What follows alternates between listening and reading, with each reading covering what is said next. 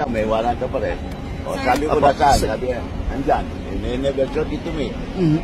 Pero hawak na daw po ni CIDG Director Brigadier General Torre yung warrant of arrest. O, kung meron, ba't hindi pa kita sa amin? Sir, As yun long lang as yung not- nakita, hindi pinakita sa inyo.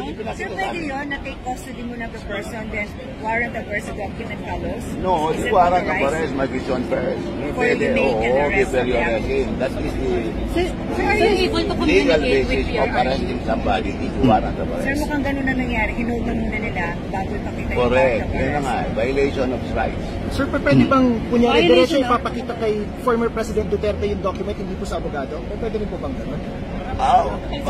Basically, it should be the person to be arrested na nabigyan ng kopya. Pero sir, as a lawyer, pwedeng gawin sa kanya yun na since lawyer ka naman, ito na yung warrant para sa... Pwede naman, pwede. Basta importante yung give him, show him the warrant of arrest.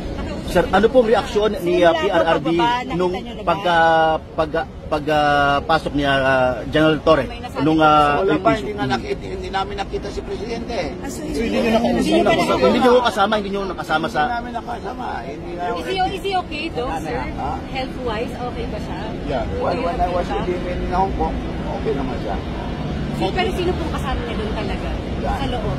Ngayon, ayun. Sa Cathay Pacific, sir.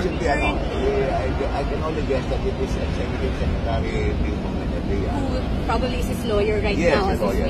Pero kasama niyo po siya sa Cathay Pacific, sir, pag-uwi. Hindi. I came in earlier. Okay, So ngayon, sir, mag-attempt tayo na papasok. Yeah, Makita oo. siya ng person. Sige, good Sir, luck, last sir. na lang, may namataan ka bang foreigners to indicate the presence of like Interpol agents, ICC From ICC. embassy, Wala gano'n? naman. The only person I saw do medyo mukhang foreigner sila.